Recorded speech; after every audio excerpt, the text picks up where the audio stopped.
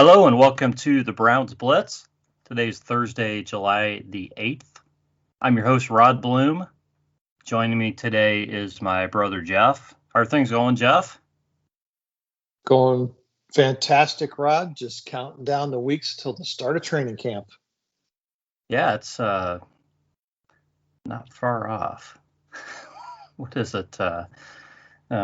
What do we have? It's camp starts the 27th and today's the 8th. So yeah, we've only got less than 3 weeks. Yeah. Not that I want to rush summer, but. Well, yeah, we want to enjoy this, these 80, 90 degree days and everything.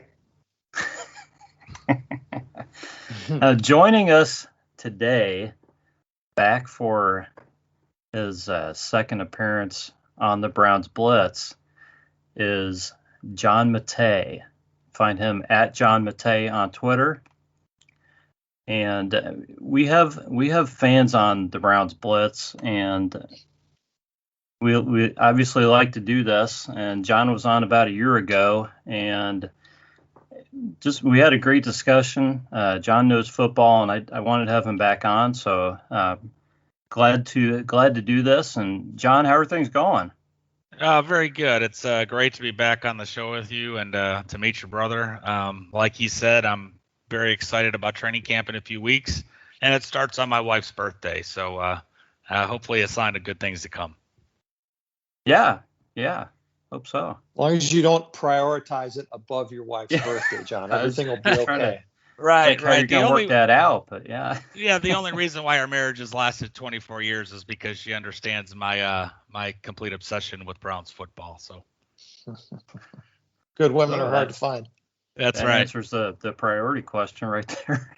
Correct. we know how things are prioritized. Excellent. So we're going to talk a bunch of Brown stuff, guys. Before we do that, we'll talk about our Blitz beverages, what we're drinking tonight. John, you're the guest, so why don't you lead us off? Yeah, well, anybody that's been to Oklahoma in July knows it's hotter than you know what. So light beers are very popular, and I'm drinking a Lindemans Creek Lambic. It's really light cherry beer, really good on hot evenings like today.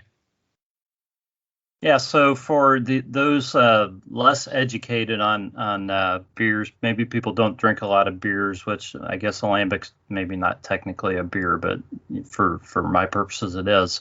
Why don't you describe what a Lambic is, or maybe just the flavor compared to a regular beer for some people who might not understand it. Right. So this it's a little bit sweeter than your normal beer. It doesn't quite have the bitter aftertaste. It's one of those creeper type beers where the alcohol content's usually a little bit lower, around 4% or so. But if you drink a few of these and they go down like Kool-Aid, they'll catch up to you really quick. If you drink them too fast, yeah. Right. You start thinking, oh, this isn't very strong. Right, but they're very light, very refreshing, great on a hot day. That sounds good. Well, I did a poll on Twitter, and those who voted wasn't not a very large turnout. I think don't think there are a lot of people on Twitter through the week right now, and that I think people are kind of waiting on training camp. Honestly, Twitter seems to be down a little bit, but I got a few votes in an hour, and people voted for this banana bread beer. It beat out a couple of other fruity beers that I picked out pretty much just for the summer. So I think I've had this in a bottle before, but it's a 5.2%. And, as soon as you open the can, you can smell the banana bread. So it's got a pretty good flavor. If you like banana bread, this is by Eagle Brewery. It's decent. If you don't like banana bread, don't drink it. That's pretty much all I got, guys. Jeff, you're with your standby water. Did you have anything earlier in the day? A little bit of the usual Mick Ultra. Ultra? Nothing wrong with that. Nothing at all. Nothing snobby about that. No, nothing. I don't think we had any snobby beers. on the show today. I don't know. Mine could have been snobby a little bit. Oh, people think, oh, he's drinking a lambic. Wow. Yeah. Right.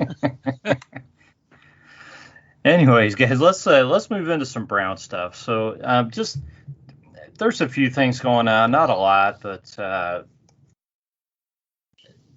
most of the talk, there's a little bit of talk about Baker's contract. We could spend hours probably talking about that.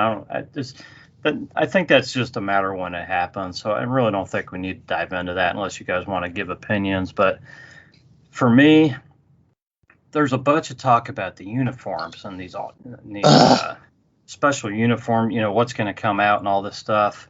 Okay, for me, I just did an article about the 17th game of the season and have some records maybe broken, things like this. Okay, to me, we're waiting on football to be played, okay? And football is what I care about. It's football. I love the old uniforms. I love the Browns. I love the history and all this. But I'm coming up on watching football and wanting to see this team perform and do great and have a great season. And I'm looking at two things on the side. I got records in my right hand and uniforms in my left hand. They're both just auxiliary things that really don't mean a damn thing to me. Mm-hmm. Either one of them. I mean, I would love to see Miles get a sack record or Chubb and Hunt each go for 1,000 yards. But if the team doesn't do good, it doesn't matter. And the same's true for the uniforms. Great. You guys want to make some fancy uniform or some ode to the 1946 team. That's great. But it's not more important than football to me. So I really don't care that much about it. No, I agree 100%. I could care less as far as, people arguing about numbers on the helmet. Is it going to be a white helmet? Is it going to be the shadow box numbers? I think paying tributes are, they have their place in football, but, this team has very high expectations. You could arguably say that they're higher than they were in 2019, and we all know how that season went. So I'm with you. I hope the Browns are focused on football. I'm certainly focused on football, and I'm ready to get training camp started. Jeff. I was really worried that you were going to bring up uniforms tonight. I could hear talk about. Yeah, I'd rather talk about Baker Mayfield's contract for an hour than freaking uniforms. You know what? The reason they bring out new uniforms is to sell more merchandise. That's it. That's right. If you want to honor the 75th anniversary of this franchise, go win a damn championship. I don't care if you're wearing dresses when you do it. Go win a championship. I agree. I'm with you 100%. We will not belabor that topic. There's been so much talk about it. I just wanted to bring it up, see if you guys are at the same place as me, and you are. So let's move on. Yeah, absolutely. The Pro Football Network, I believe, named Odell Beckham Jr. to their overrated list for 2021. Currently, they pick one player from each team for this list. So they picked OBJ from the Browns. My first thought is the guy's coming off an injury. I think it's kind of harsh to pick him for the all overrated team. But then I'm thinking, well, if it's not OBJ from the Browns, who is it going to be? So I wanted to get your thoughts on that, guys. So Jeff, I'll let you kick this off. Is it harsh to put OBJ on the overrated team coming off this injury? And is there anybody on the Browns who you would pick as overrated, either over him or maybe just this season because he might not be deserving? No, it's fun to pick on OBJ. And, if you look at his recent history, the last 4 or 5 years, he hasn't put up. I read an article earlier today, I think, about how since he left the Giants, he really hasn't been the same player, or even prior to his injury with the Giants. I guess I don't know. He's in a system where we're not featuring him. Even if he's 100% healthy this year and goes out and has a great season, he's never going to put those kinds of numbers because we're not going to be featuring him.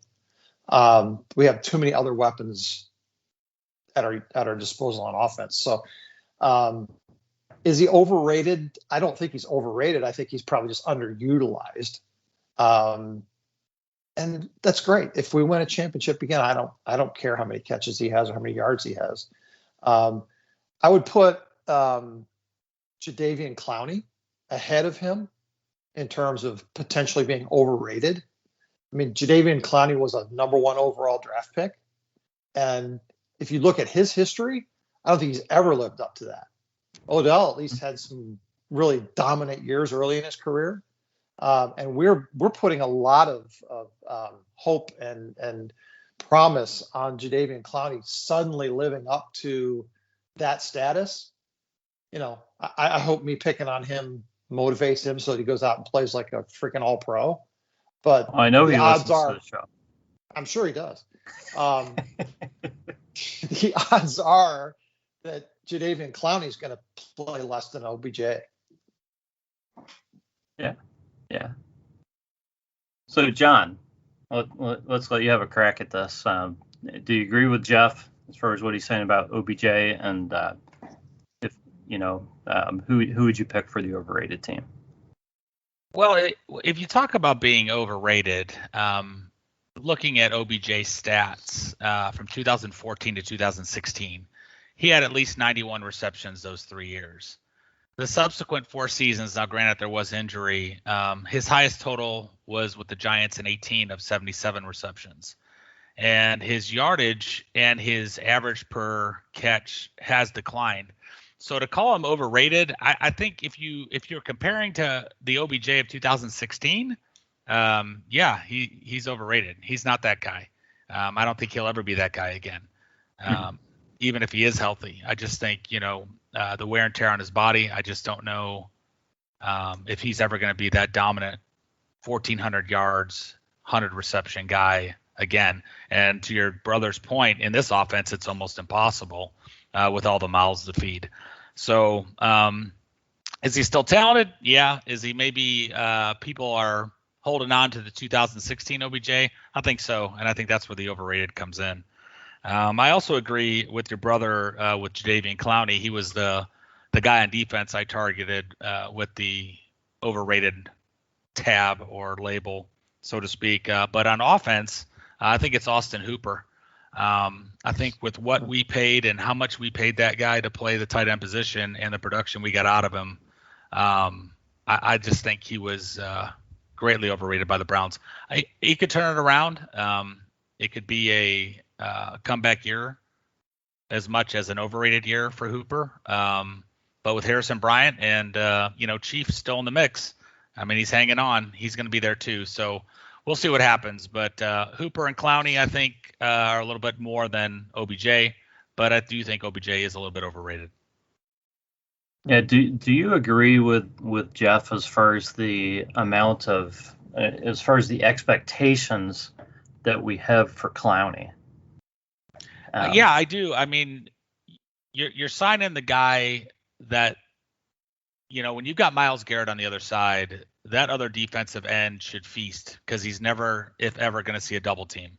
And even Clowney has come out and said that in the media that, hey, I'm not going to face a double team here when I've got, arguably the best defensive end on the planet on the other side of the line. So I think it's definitely a put up or shut up year for Clowney. I think it's beneficial to both sides that it's a short-term deal, and we'll see where it takes us. But he's got no excuses unless he gets hurt again. So, guys, if we were to measure the success of the Clowney signing purely in sacks by Clowney and the sacks that he's able to create for Myles, and I know there's other players involved and there's a matter of health and so forth, but how many sacks would you need to see out of Clowney, and how many sacks would you need to see out of Miles to feel like the Clowney signing was a good signing? I'll let you go first, Jeff. I don't know if you measure it in sacks. I mean, I guess that's one yardstick. Wins. It's the easiest yardstick to measure it. Yeah, I know it's a lazy yardstick, but yeah. But I mean, that's fine. I mean, in the grand scheme of things, we want to see an improved defense overall statistically. And if these guys are doing their jobs, their numbers will come. Who knows what the system is going to provide for them. But I would think if Miles increases his numbers from last year and Clowney at least gets to what Olivier Vernon did for us last year, then you could say that Clowney had a positive impact on the defense. Now that doesn't factor in what happens at defensive tackle, right? Or anything else scheme-wise where pressure may be being exerted. Okay, but I mean, because you've got so many other players factoring in that will create opportunities for him here in the back 7 or 8. Who knows? But I don't know. I think that's probably the simplest way. But what did Vernon have 10 sacks last year? I think something like that. He was between 8 and 10, I think. Yeah. And so, if Clowney comes away with 10 sacks and Miles is able to add to his sack total, which he should do just by virtue of not missing any games, then you call it a success. Yeah. Well, I mean, let's be fair here. The team record, I think, is what, 13, and Miles is a 13 or 14. I should know this. I just wrote about it, but yeah. I think the most Miles has had has been 12.5, I believe, and the team record is 13. So if Clowney gets 10. It's going to be one of the biggest seasons, a Brown has ever put up. So, it'd be pretty good if he gets anywhere near that. So maybe my numbers are too high, but like I said, the measuring stick for me is, does he outperform Olivier Vernon? Okay, then that's fair. What do you think, John? Yeah, I think the Olivier Vernon comparison is fair. Vernon was really interesting last year. He was really hot or really cold. He had a couple of just completely dominating games, and then other games he disappeared. I'd like to see Clowney, play a little bit more consistent across the board than Vernon. Mm-hmm. I think that would be a measure of success. I would also say that, we got to include Takk McKinley kind of in this conversation on that opposite DN slot, because I think if you can get combined double-digit sacks between Clowney and McKinley, and Miles getting around 16, that would be a success for me. It's big. Yeah, that would be really big. So I agree with you. Yeah, I think Takk will be out there some. Yeah, too. I do too. I think they'll move Clowney inside a little bit and let Takk play the end on those third and really long situations. So that might bring down Clowney's total sack numbers, but you never know. He might dominate those guards inside and crush people. He's done it before, so we'll have to see. But hopefully he stays healthy. And the Browns are really deep on that defensive line, so they should stay pretty fresh throughout the game. So I just looked it up, Rod. Vernon had 9 last year, and Miles had 12. Okay. Yeah, and team record is 13. I knew Vernon had. I knew he had at least 8.5 or more than that, but I couldn't remember the exact number. And the team record is, I think the team record is 13. Team record's 14. I just 14. Reggie Camp. Yeah. Okay. Reggie Camp. Wow. I can't remember that. Yeah. And Reggie Camp never had more than 8.5 other than that season. Right. So, yeah. So, but you guys expect you expect Clowney to play more inside than Miles? I definitely do. I just think with on those passing situations, Clowney's done it before. I think Tech McKinley's a pure edge guy, where Clowney's got some versatility to move inside. They may move Miles inside again, but I would see more of Miles switching over to the weak side to avoid those chips from tight ends and running backs more than I would see him move inside. But who knows with this Joe Woods offense? I mean, we know that or Joe Woods defense, excuse me. We know it's going to be a lot different than what we saw last year with personnel and formations and what have you. So, like I said, I'm as anxious as anybody to see this defense on the field. They've got a lot of pieces. Yeah, definitely. So looking at, we mentioned the July 27th training camp, when training camp kicks off. So on after the first preseason game on August 17th is the first cut. That's the cut down to 85. After the second preseason game, August 24th, they cut down to 80. And then on after the August 31st, they have to be down to the 53 man. So we're going to talk about some key battles. And guys, I went through this roster last night just trying to figure out how many guys I thought for sure had jobs. And I just really just picked guys that I thought there's no way this guy's not going to make the team. And I was up in the 30s. And, and I wasn't even picking guys that I thought, that could potentially be cut, or overtaken by somebody, guys who are probably going to make the team. So I really don't think there are a ton of open spaces on this team. But man, there's just so much talent. I'm glad that I'm glad I don't have to make these decisions. That's all I got to say, because it's going to be tough. But there are some key battles. There are some guys that, man, you think, how can this guy not make the team? But then you look at who he's up against. You're thinking, man, well, that guy's got to make it too. But then you look at the numbers, you're like, well, they're going to be letting some good guys go. That's just how it goes. So, right. So let's talk about some of the key battles. And Jeff, this is kind of your list. So let's look at the first position, which was wide receiver 3.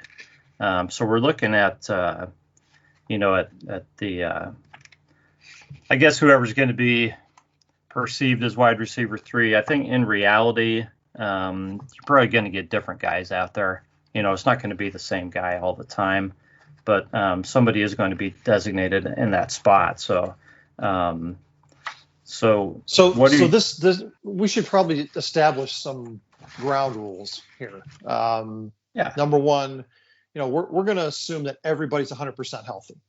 So, right. OBJ coming off an ACL doesn't factor into this. We just assume that he's our 1 and Jarvis is our 1A. Okay. Mm-hmm. And we're talking about the rest of the guys, who's going to be that guy who gets the most catches this year. And that's how I would determine who wide receiver 3 is. Okay. Not the guy who, is the first guy. Not the guy who gets to start. Because who knows what package you're going to start in and what the game will dictate, right? So I think which guy is going to end up giving you the third most production is probably the fairest way of evaluating who your third wide receiver is. Okay. Well, I think there's pretty much probably 3 guys you're looking at then. Right. Correct. Yeah, there's 3 candidates. Yeah, so you've got Higgins, right? Yeah. Yeah. Donovan Peoples-Jones, mm-hmm. and the rookie, right? Right, Schwartz, yeah. So Higgins is being paid like a wide receiver 3.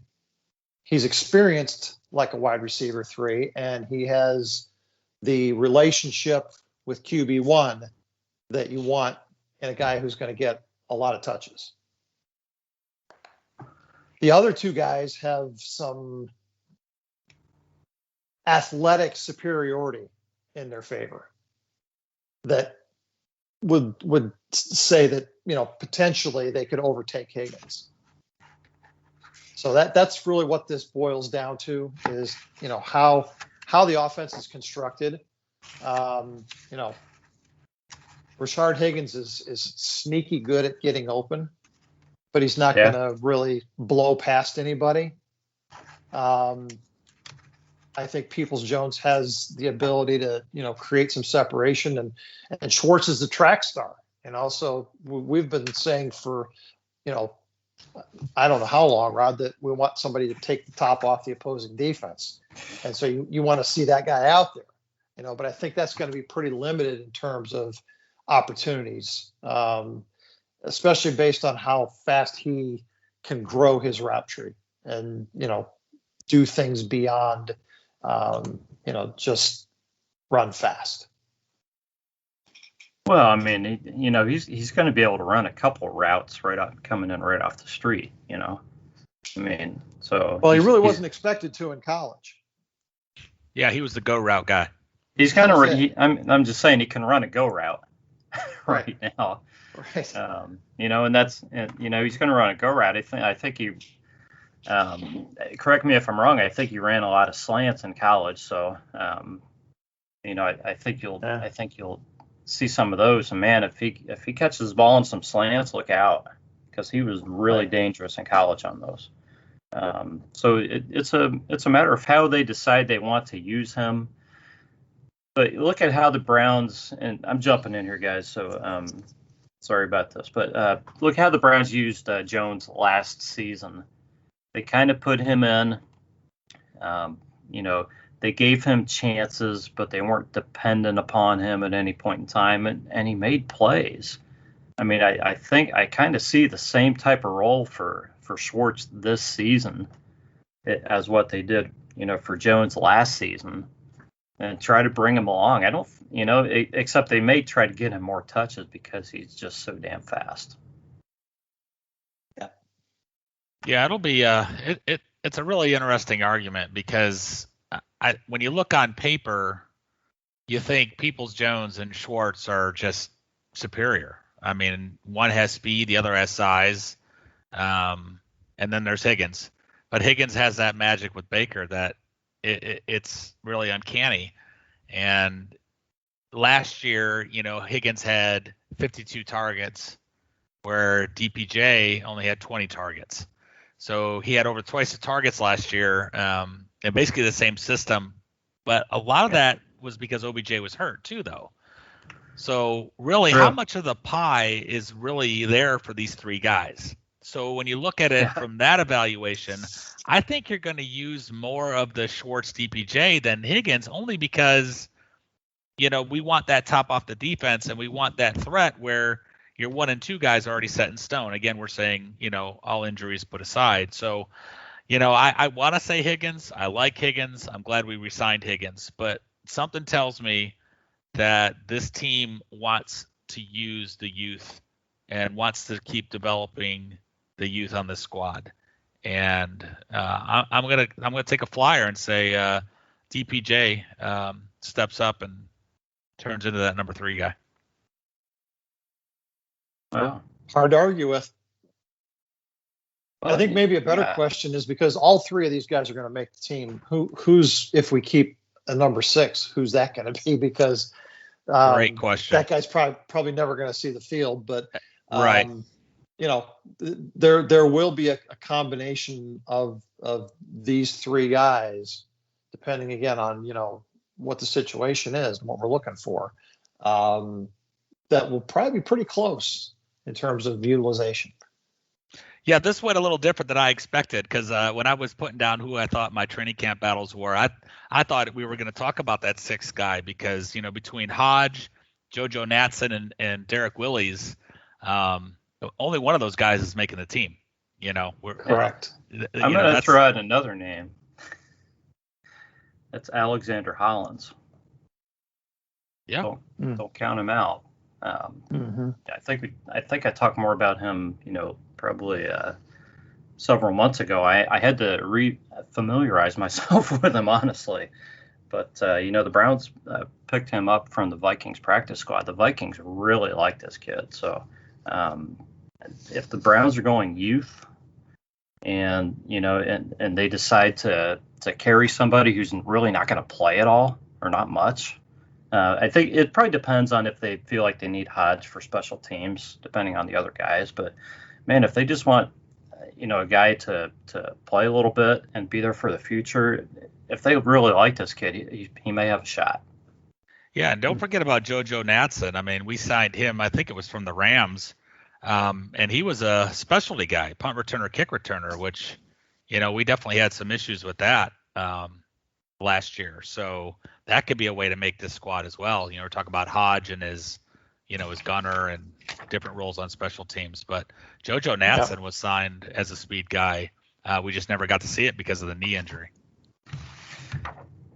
Yeah. So let's move. I'm gonna jump because of the JoJo Natson comment. I'm going to jump to running back 3. Okay. Yeah. Because this is very interesting to me because we've got Dearness Johnson who showed he can play. He showed he can play last year, but you got 2 great running backs. I mean, how much strength do you need at one position? So, the question is, do the Browns feel like they need to keep him? Okay, so he's fighting to keep that position, which includes some kick returns. Demetric Felton is in that discussion, even though he's probably he plays wide receiver and running back and can return. The guy's so versatile. Plus he's a new draft pick. He probably has a great chance to make the team, but he's up against Dearness Johnson, and I feel like JoJo Natson is really battling these 3 guys too in the kick return game. They are not going to carry all 3 of these guys. There's no way. Right. No, I think at most one of those guys. Yeah, has a shot probably at making the team. one. I mean, they're going to let 2 of these guys go. Are you kidding me? I mean, these guys are talented players. So, and in a normal team, in a normal Browns year, I mean, I hate to call it normal, but draft picks are always safe, right? I don't know this year. I don't know if all draft picks are safe. They better show up. I can tell you that. Right. I agree 100%. I mean, Felton is probably, in my opinion, the closest. Him and LeCount are probably the 2 draft picks most up against making this roster. Well, yeah, I mean, LeCount better show that he can play better in red line, or he's he's not going to be around. I don't know how many safeties are going to carry, but I mean, the numbers are going to add up quickly, guys. Right. Yeah, we can drive ourselves crazy thinking about who those last few guys are for the special teams roles. Yeah. But getting back to the running back question, Dearness Johnson had very little in the way of touches with the number 1 offense last year. He was effective when Nick Chubb was out for like 1 game, and showed some real ability. I just think that the team likes Demetric Felton and his versatility, and will want him in that role versus a guy like Dearness Johnson, who probably gets picked up by another team as their number 2 guy. And needs those touches, and will probably put together a pretty nice season with somebody who's going to give him some playing time. Versus Felton, I think, who they can groom on the receiver side. I saw an article where someone was saying that they thought maybe he would be the heir to Jarvis in the slot, even. So, say what you will about late draft picks. There's a reason that teams take guys in the late rounds. They've got some sort of a plan for them. And I'll admit I was completely shocked by the Felton pick. I didn't see it coming at all. But the more I've looked at how the roster is composed and where we could be in 2 or 3 years, there's a need for a guy like that. And I think he makes the team. And I think Dearness Johnson gets cut. Yeah, it's crazy to think a guy that had 33 attempts for 166 yards and a 5.0 average per carry is going to get cut. But I agree. I agree. I think but Andrew that's Berry what happens. Andrew Berry's Berry's 3 years out. Number one roster in the league. Those kinds of things are going to happen. Yep. And Andrew Berry's playing chess, and he's 5-6 moves ahead of where this team's going to be, because we know, we're not keeping both Hunt and Chubb. So what kind of guy do we want behind Chubb, assuming that that's the guy we're keeping and extending? And it's got to you got to think it's going to be Felton. Well, and it does come down to money too. So and Felton is being a late round draft pick, he's signed for for 4 years at nothing pretty much. So if you can get a guy like that and have him for 4 years. See, that gives you the flexibility that, you talk about in playing chess. I mean, the flexibility that, if you do move one of those guys, our number 2 guy may not even be on this roster yet. Yeah. But you have the financial flexibility to go out and find that guy. If there was a catastrophe with Nick Chubb, and we don't want to give the full weight of the running back position to Demetric Felton. Now we've got the flexibility to go out and find somebody else.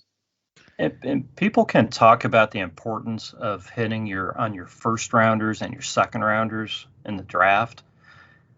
But when you hit on your third, fourth, fifth, and sixth rounders and can keep guys around for a few years, or even, a few guys through 4 seasons at that kind of pay. Right. Man, these guys are locked up at nothing. You're exactly right. These guys are locked up. It gives you flexibility to do other things and to keep other guys. So when you're that good at drafting, you can miss a first rounder because you've got these other guys signed at nothing. You can go sign a guy.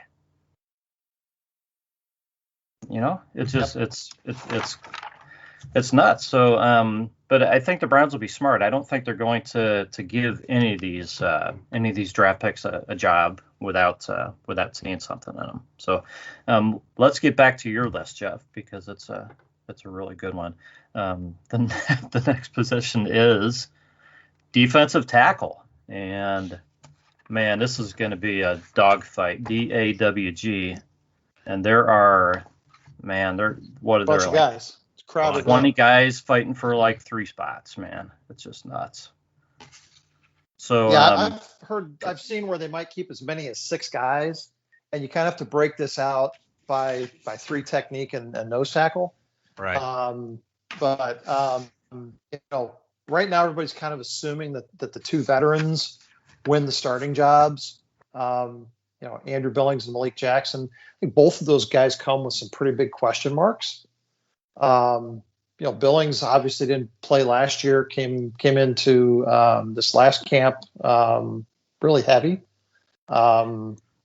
And so, you really don't know what you're going to get from him. I believe. Well, yeah, but how much does he play is the question, right? So, does he get the bulk of the snaps, at that one technique, or does somebody like Tommy Togiai take a lot of those snaps away from him? And those are really I think the 2 guys that it's going to come down to there. And then the 3 technique, Malik Jackson, he's a vet. But he's not really played exceedingly well the last 2-3 years. He's slowing down. Yeah. He's an older guy. He's more like Claiborne last year. Where you see him coming in for a play here and there, as part of a rotation versus being your every down guy. I think that every down guy is probably going to be Jordan Elliott. Then you're going to see Malik Jackson spelling him. And then there's probably a couple guys at least beyond that are going to be part of that rotation. Yeah, no, I agree. Lest we forget, Jordan Elliott was a 3rd-round pick. That's not a 7th-round pick. That's a guy you're expecting to play. And the decline of Malik Jackson the stats don't lie. So I agree. I think they're going to give Billings, with that, that nose tackle or, that A gap, however you want to put it, and Jordan Elliott get the starts with Malik Jackson, spelling. And then where it really gets interesting is, that kid we signed out of Florida State, Marvin Wilson, we paid, big dollars, when it comes to undrafted free agents anyway. Paid him big dollars to come in. So the Browns see something in that guy that, he's a sneaky guy that might get into that rotation, if Malik McDowell and Sheldon Day, falter a little bit in camp. Look out for Marvin Wilson to steal some time there. I agree. Yeah, so there's a bunch of guys there. It's going to be interesting to see the composition of how many guys they carry at each spot. And I don't think we know, because I don't think we know exactly, the type of defense that they intend to play all the time. I would expect them to carry their best, who they think are their best 53 guys. I mean, obviously they're not going to go crazy and carry a ton of guys in one position if they don't need them. But, I think if they have an extra defensive tackle who's better than their 5th or 6th linebacker, they're going to keep the defensive tackle. I think that's probably what they'll do. Yeah, I think that I don't even think we have to guess at that. I think that's an absolute with the, either the big nickel or the dime defense that Woods is wanting to run this year. So, I definitely think, kind of pivoting to that linebacker, because I put that, big on my list in preparation for doing this podcast, is how many linebackers are we keeping? And, is it going to come down to a battle between Malcolm Smith and Mack Wilson of making this ball club to keep that extra defensive lineman? Well, let's I guess we've kind of wrapped defensive tackle. We're not real sure, so let's move on to linebacker. I mean, defensive tackle. I mean, Marvin Wilson, Malik McDowell, these guys, God only knows what they're going to show up looking like. So you just got to see what happens. And same for Malik Jackson. So let's move on to linebacker. And Jeff was talking about Will. So you're talking about go ahead with your point again, John, and then we'll kick it off from there. Yeah, well, when you run a dime or a nickel as your base, linebacker is obviously the player that comes off the field. So, you got to figure Anthony Walker's safe. You got to figure JOK's safe. And then you got a bunch of guys that were drafted by the Browns, and Taki, Phillips, and a guy brought in by Malcolm Smith, and then Mack Wilson. So if you're only going to keep 5 linebackers, one of them has to go. And to me, I think it's going to come down to Mack Wilson and Malcolm Smith, who makes the ball club, because I think JOK, Walker, Taki, and Phillips are safe, just being on this regime, bringing those guys into the fold. So I don't know where that's gonna, go, but I know Mack Wilson's technically the backup middle linebacker, but he was supposed to be a coverage guy coming out of college, and Malcolm Smith totally outplayed him in coverage last year. I mean, I know it wasn't great, but Mack Wilson had a rough year, so I think he's in real danger of not making this team. Right. Yeah. We've beat him up pretty good on this podcast. Well, everybody. I mean, everybody's all over Mack Wilson. I mean, the guy had he made. I don't want to say he had a good year as a rookie. He made some nice plays as a rookie. Let's put it that way. Browns fans really liked him. I mean, we got him in the latter rounds, and I think we thought that we really had something with Mac. So I think you just got to see who shows up and see if they give him a shot in training camp and see what happens. But linebacker is so interesting. I mean, to me, Jacob Phillips, he's making the team. He's young and fast, and he's making the team. JOK is making the team. I'll be shocked if Tony Fields doesn't make the team. I mean, but he's not going to play linebacker this year. He's going to play special teams. So you got those three guys and Anthony Walker. That's four linebackers right there. Right. And then you're talking the other guys. Mac Wilson. I don't know, Mac Wilson and Taki. Who else am I missing? Malcolm Smith. Yeah. That's what happens when you print out a roster and it doesn't have everybody's name on it, guys. No matter which roster you look at, it doesn't have everybody.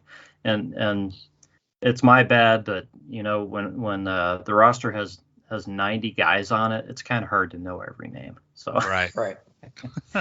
I don't think Malcolm Smith has a guaranteed spot. I don't think Mac Wilson has a guaranteed spot. Taki, I mean, I think it depends how other guys do. I don't know. What do you, Jeff? Let's go to you on Taki.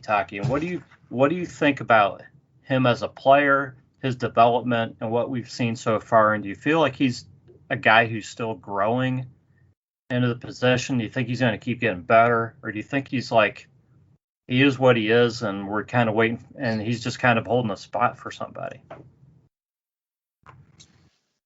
Well, I think he's probably your number 2 run defense linebacker right now on the roster. And you can disagree with me on that. I think, probably Anthony Walker is number 1 and Taki is number 2. You got to have an early down linebacker out there. A lot of these guys we're talking about are guys that can cover. That's going to be the strength of the Joe Woods defense is linebackers that can cover. But Taki's specialty is he's the banger on the run downs and on the strong side. So I don't know. I think he's more of a specialty guy that he's going to get opportunity because other people don't replicate his skill set. It may not be that he's one of the 53 best guys, but they may just not have somebody better to fill that role. Yeah. How important is this season for Jacob Phillips? Because he really hasn't played that much yet because of injuries and stuff. If he has a rough season, are they still rolling with this guy to be on potential for another year or two, or what do you guys think? Well, being that he's on his rookie contract, we've said it a few times with some other players. It comes down to money, and they did invest a 3rd-round draft pick in this guy. So I would be very surprised if they let Jacob Phillips go. Taki on the other hand, I think your brother's right. I mean, he is the banger linebacker on this team, and he's also a 3rd-round pick back in 2019. So. I think they keep Taki, and I think they keep Phillips. I really do. I think moving forward, I think both guys make the team. I think Malcolm Smith and Mac Wilson are the ones in trouble because, like you said, Tony Fields, he's a draft pick. So, are they really going to let go of a guy that they, invested draft capital in, even though it was a 5th-round draft pick? So, it'll be interesting to see. But I think Taki makes the team, and I think he showed improvement last year. Yeah, I think Tony. I definitely think this is a prove-it year for him, though. Oh, absolutely. I agree 100%. Yeah, I agree 100%. He's got to continue on that upward trend. Excuse me. And you got Mac Wilson, who's got to do the same thing. So. Yeah. So if you're going to fast forward 2 years down the road at linebacker, how many of these guys are still on the team? I mean, JOK's still here. Is Jacob Phillips, Taki, Tony Fields, are these guys still here in 2 seasons? I mean, I'm talking 23. I guess what I'm trying to get to is, do we have the young core? Do the Browns have the young core that they're looking for at linebacker on the team now? I'm not sure that they do. Yeah, I think that with the style of defense, if Joe Woods makes it that long, I think we do, because they're his style of linebacker that's on this team. So if Woods is still here running big nickel and dime and running in, playing two linebackers most of the time on the field, my answer is yes, with JOK, Taki, and Phillips running his defense. If Woods gets the axe, then probably not. Yeah, I think you're right there. I think you're right. So let's talk about right corner. A little bit up in the air. I think a lot of people think Greg Newsome's going to start. Greedy's. I don't know if he's coming off the injury or battling the injury or what. Whatever you want to say. But what are you guys thinking as far as that second corner possession? Well, again, Rod, the assumption is 100% health. Okay. So we're going to assume that Greedy is ready to go day one of camp, and he and Newsome are going to battle it out. For me, I think the expectation for Greg Newsome is too high right now. Coming out of college, Greedy and Greg Newsome, if you looked at their the consensus as far as their prospect ranking, not a heck of a lot different. Greedy just happened to go a little bit later. Greedy went more higher. More corners taken in the draft with Greedy. I could be wrong, but that's why I remember it. Yeah. Greedy actually went higher in that 19 draft than JOK went this year. So he was, pretty well thought of as a corner coming out of college, and he had a really pretty decent rookie season as cornerbacks go. Outside cornerbacks really have a hard time making it in the NFL as rookies. They struggle. It's a hard position to excel at as a rookie. So I think, listing Greg Newsome as the number one guy over there is again, I think it's putting an awful lot of pressure on the kid. Greedy Williams, assuming that he's healthy and can come in and perform like he did as a rookie.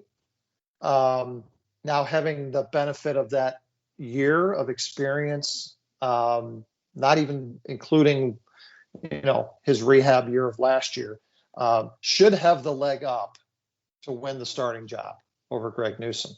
And, to me, that's best case scenario for the Cleveland Browns, because then Greg Newsome can really be eased into the defense as that third rotation guy for, we know Denzel's going to miss games. We know Greedy's going to miss games. It's going to be nice to have that third guy back there that we can, bring along at it. But I hate to think of how the league is going to pick on him if he's our starting cornerback, right out of the gate. John, do you agree? Yeah, I do. I think it's a really dead-on assessment, to be honest with you. I think they want Greedy Williams to be that guy. And don't forget, we got this guy named Troy Hill on our roster, too, who can play a little bit outside. I know most people have him plugged into the slot corner. Slot, yeah. But he's played outside with the Rams before. So I think if they need him, they can use him. Yeah, that's right. Yeah, right. No I think the Browns are in a great position here. This is actually one of the position battles that I'm really not worried about at all. I just think we'll just sit back, relax, and watch the show and see who wins it out. And ideally, to me, your top three are Ward, Williams, and Hill, and you let Greg Newsome learn a little bit before he gets thrown to the fire. Yeah. And those guys 100%. Probably get roughly about the same number of snaps. Absolutely. Yeah. And you already pointed out the injury that, Ward's not playing 17. Greedy's not playing 17. So Newsome's going to get plenty of time. And Greg Newsome has an injury history as well. Yeah, he does. Yeah, I think in a future show, we'll take a look at the the guys who are probably going to be cornerback 5 and 6, and those could really be important for this team too. They just seem to be every season. Not that all these guys are going to go down, but man, you need all the DBs you can get. Who would have thought MJ Stewart would have played such a huge role? Well, yeah, no doubt. So, I forgot what else, where else I was going to go. Yeah, I think that was pretty much it. So, hey, Rod, I just want to bring up one other battle that I think is not very interesting to most people, but I love guys in the trenches. And Blake Hance versus Drew Forbes for that backup right guard job. I think that's going to be an interesting battle to watch in camp for those of us who are just football junkies, because we know what happened with our line last year. These guys are critically important, and Hance had a really nice game, a couple nice games actually, and Drew Forbes was someone we invested in that we really don't know what we have because of injury and opt-out. Play yet. Right. Yeah. So it'll be an interesting battle because both those guys aren't making the team. One of those guys is going to be the backup to Wyatt Teller, and should be a good battle. And that's interesting, especially knowing Wyatt Teller's contract status and what may or may not happen there too. So, Jeff, do you want to put your money down on Blake Hance now or not? I like Blake Hance. I mean, I said at one point I was going to get a Blake Hance jersey, but I think we could do an entire hour just on the offensive line. And the possibilities with all these different guys. I think it's going to be an interesting year to see who sort of surfaces as guys that can potentially take these starters' jobs in future years, because we got a couple of guys that I think the Browns want to replace, in the near future, who are getting kind of older and expensive. And it's really a great opportunity right now to be bringing these guys along and preparing them for that. I'm super excited about bringing in James Hudson. I love the guy in college.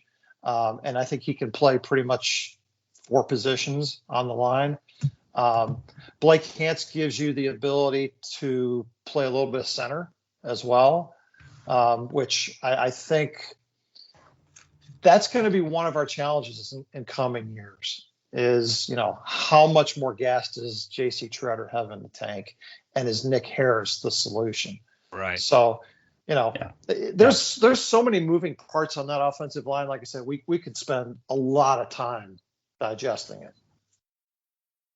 Yeah, no doubt. At least we saw a nice performance out of the offensive line last year. Yeah, and no that reason was fun. to think that they won't be the top offensive line again this year, right. with even more depth.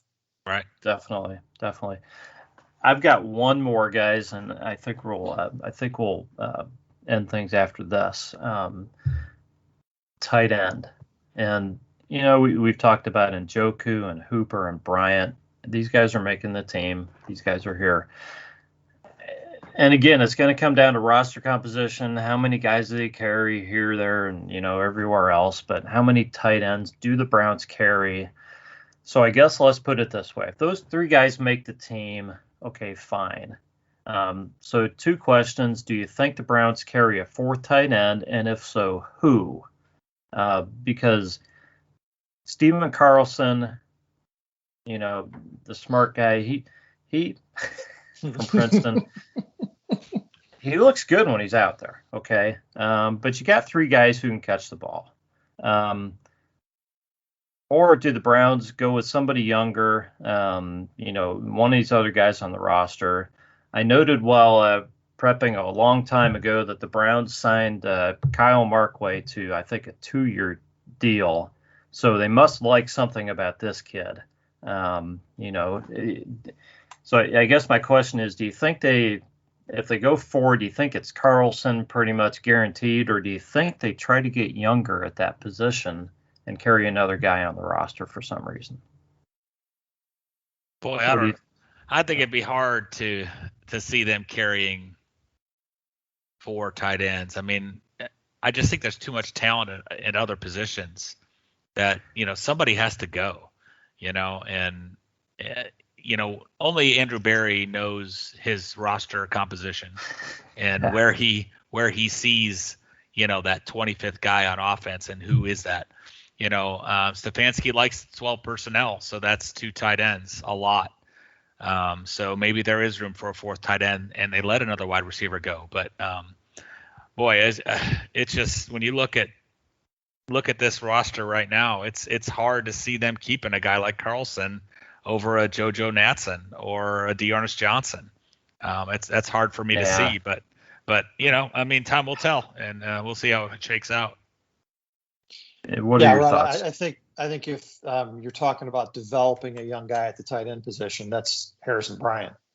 Right. Any available snaps, to develop a guy, he's got to get them. I think. I mean, he showed enough last year that once he gets past the rookie jitters, I think he's got a tremendous future. So I want to see as much of him as possible. So beyond that, I don't think it really matters a whole heck of a lot who's our number 4 or however many tight ends we carry. I want to see Hooper perform to his contract, to John's point earlier, and Bryant, develop like we thought he could last year. And then, whatever Chief gives us is a bonus too, I think, because I think this is his last year. He's going to be somewhere else next year, and he's hopefully playing and showcasing himself for that next opportunity.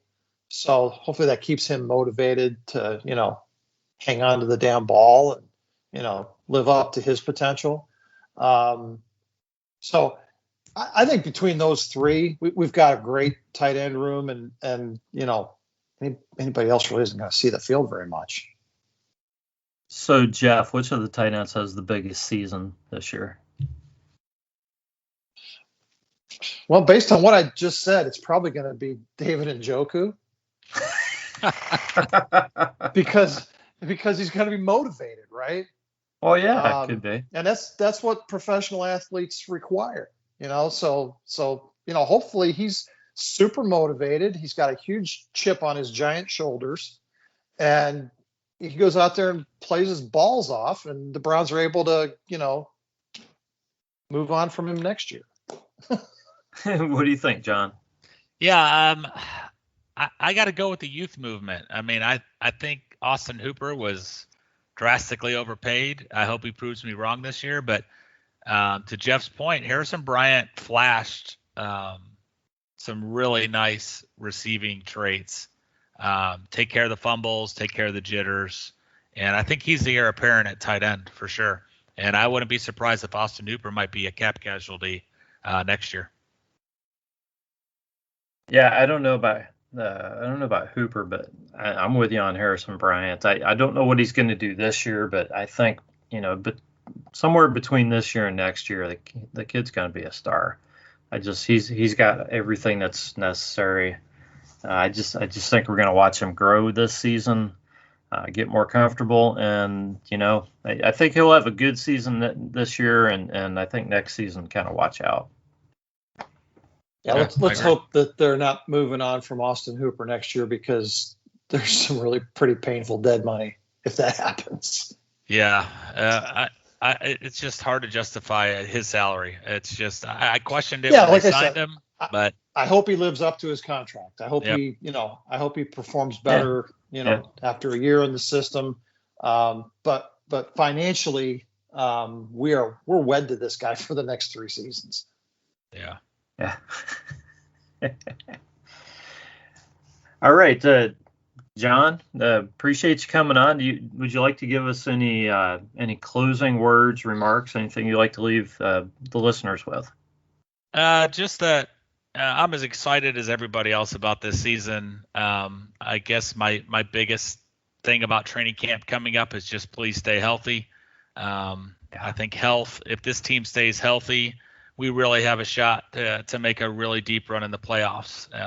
And that's something I haven't seen in my lifetime since the 80s. So I'd like to see the Browns get to the AFC Championship game at least. I think they got the talent on the roster to do so. And support Baker. He's our guy. Yes. And Jeff, any closing words? I'll just follow up on that thought. Health is something that every NFL team deals with, and that's why you need the depth that we think the Browns have now, because you will have injuries. Guys will miss games. We've documented, the history with a lot of these guys already. So we based our conversation tonight on 100% health, because that's the only way to fairly evaluate one guy against another. But when it comes to the success of the team, what's going to determine how many games they win and how far they go in the playoffs is not how healthy they stay, but how well the next tier of guys come in and play for the guys that do go down. Yep, I agree 100%. It's been a blast. I enjoyed coming back on the show, and I'm up for it anytime you are, Rod. Sounds good, John. Thanks, John. Yeah. This has been the Browns Blitz. We thank you for listening, and we will catch you next time.